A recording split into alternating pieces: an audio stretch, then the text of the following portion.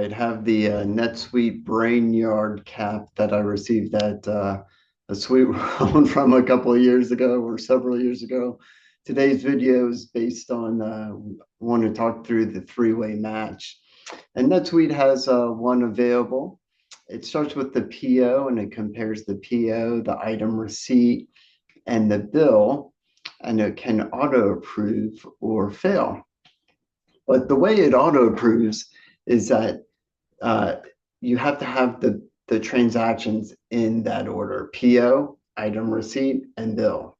And then they have to match quantity and rate or be within the variance, and it either auto approves or it doesn't, right? And then you have to manually approve it.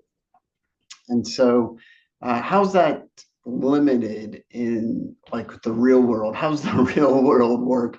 Well, if you're in manufacturing or warehousing or wholesale distribution, you usually have one PO, multiple item receipts, and multiple bills.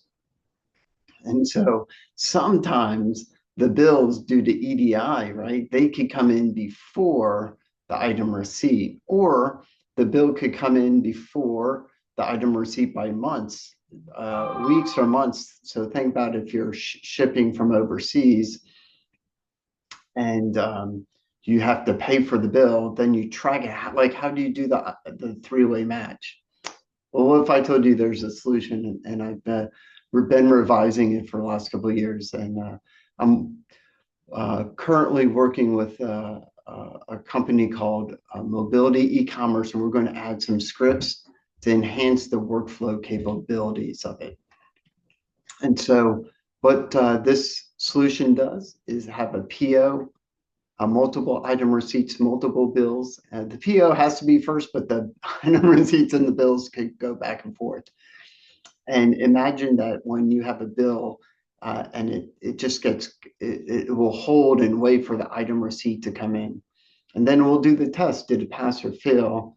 And then we'll let you know to approve it or not.